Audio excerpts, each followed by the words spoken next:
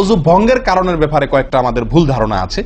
যেমন অনেকে মনে করেন যে সিগারেট খাইলে বিড়ি খাইলে অজু যায়। অনেকে প্রশ্ন করেন বিড়ি খাইলে সিগারেট খাইলে অজু যায় কিনা। কি বলেন আপনারা, কি বলেন, অজু যায়? বিড়ি সিগারেট খাইলে আপনাদের এখানে যায় অজু? না, আমাদের এখানে যায় না, আমাদের এখানে অজু যায় না ভাই। বিড়ি বা সিগারেট খাইলে অজু যাবে না। অজু যাওয়ার সাথে বিড়ি বা সিগারেটের সম্পর্ক না, ধূমপানের সাথে অজু যাওয়ার সম্পর্ক না। তাহলে আপনারা কেউ বলবেন তাহলে হুজুর তাহলে তো বিষয়টা তাহলে বুঝা গেল ধূমপানটা তাহলে এত বড় কিছু না। আপনি যেরকম সোজা করে দিলেন যে ধূমপান করলে কি যাবে না, অজু যাবে না। আমরা তো জানতাম এটা মারাত্মক কোনো বড় অপরাধ, এটা করলে অজু যাবে। আপনি বলতেছেন অজু যাবে না, তাহলে তো বড় বোধহয় এটা ছোট অপরাধ না ভাই। অজু যাবে না তো আমল যাবে, ইমান যাবে। অজু গেলে তো কোনো ব্যাপার ছিল না, অজু যাওয়া কোনো দোষের কিছু ভাই। একজনের অজু আছে, তার বায়ু আসছে, অজু গেল। একজনের অজু আছে, পেশাব করলে অজু চলে গেছে, তার কোনো দোষ করছে সে? আপনারা বুঝেন না আমার কথা? অজু চলে গেলে সেটা কি দোষের কিছু? তাহলে এটা তো আমার বড় কিছু না, দোষের কিছু না। বিড়ি খাইলে সিগারেট খাইলে অজু যাবে না তো, অজু যাওয়া তো দোষের কিছু না। এর চেয়ে বড়টা যাবে, তাকওয়া যাবে। কি যাবে? তাকওয়া ছুটে যাবে, মুত্তাকির খাতা থেকে নাম কাটা যাবে। বুঝেন না কথা? নেক আমলদারের খাতা থেকে নাম কেটে যাবে, গুনাহগার হবে, গুনাহে লিপ্ত হলো সে।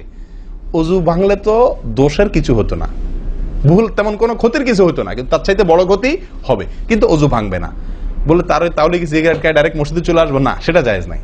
সিগারেট যদি খান, এই বদ অভ্যাস যদি থাকে, হারামে লিপ্ত হওয়ার অভ্যাস থাকে, আল্লাহ হেফাজত করুক, সবাইকে ফিরে আসার তৌফিক দান করুক। কমের পক্ষে মুখকে ভালো করে ফ্রেশ করে পরিষ্কার করে ব্রাশ করে মেসওয়াক করে দুর্গন্ধ দূর করে তারপর মসজিদে আসবেন। কথা বুঝে আসছে? যাতে অন্য মানুষ কষ্ট না পায়। অনেকে মনে করেন হাঁটুর উপরে কাপড় উঠলে অজু ভেঙে যায়। ঠিক না? ঠিক। আপনারা কি বলেন? আপনাদের দেশে অজু ভাঙেনি? আপনাদের এখানে ভাঙে?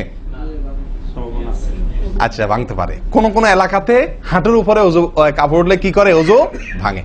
এটা অনেকে বলেন যে ভাই সতর যদি খুলে যায়, হাঁটুর উপরে কথা না, সতর খুলে গেল, কেউ অজু করার পরে উলঙ্গ হয়ে গেল কাপড় পাল্টাতে গিয়া বা কোনো কারণ, এক কথায় অজুর পরে যদি সতর খুলে যায় অজু ভাঙবে না।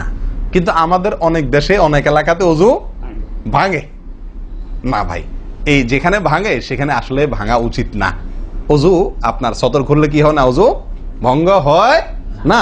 এর সাথে অজু ভঙ্গ হওয়ার সম্পর্ক নেই। ওই যে বলছি ধূমপানের মতো, সতর যদি অন্য মানুষের সামনে খোলেন আপনি, তাহলে অজু ভাঙলে তো দোষের কিছু হতো না। এখানে তাকওয়া ভাঙবে, অজু ভাঙবে না। আমি কি বুঝাতে পারছি?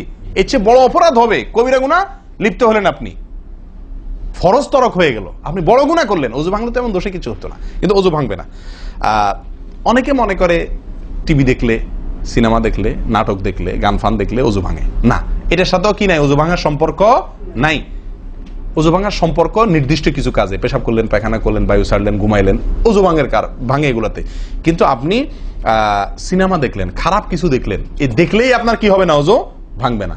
হ্যাঁ, একটা কথা ঠিক যে আপনি এই যে কাজগুলোর কথা বললাম, আপনি সিগারেট খাইলেন, আপনি আল্লাহ মাফ করেন কোন হারামে লিপ্ত হলেন, আপনি সতর খুললেন মানুষের সামনে, আপনি সিনেমা দেখলেন, টিভিতে খারাপ হারাম কিছু দেখলেন, তাহলে কি করতে হবে? অজু করা উত্তম। অজু করা, এগুলা করার পরে বিনা অজুতে নামাজ না পড়ে অজু করে নামাজ পড়া উত্তম। কেন? কারণ অজু করলে আল্লাহ সুবহানাহু ওয়া তাআলা কি করেন? গুনাহ খাতা মাফ করে দেন। তাহলে আপনি যে অপরাধ করলেন সেটা মাফ করে নামাজে আসলেন ফ্রেশ হইয়া, ওটা ভালো। কিন্তু অজু ভেঙে যাবে এরকম না। মহিলারা বাচ্চাদেরকে দুধ দিলে অনেকে মনে করেন কি হয়? অজু ভাঙে। আসলে কি না, বাচ্চাদেরকে দুধ খাওয়ালে কি হবে না? অজু ভাঙবে না। কথা বুঝাতে পারছি? এরকম কিছু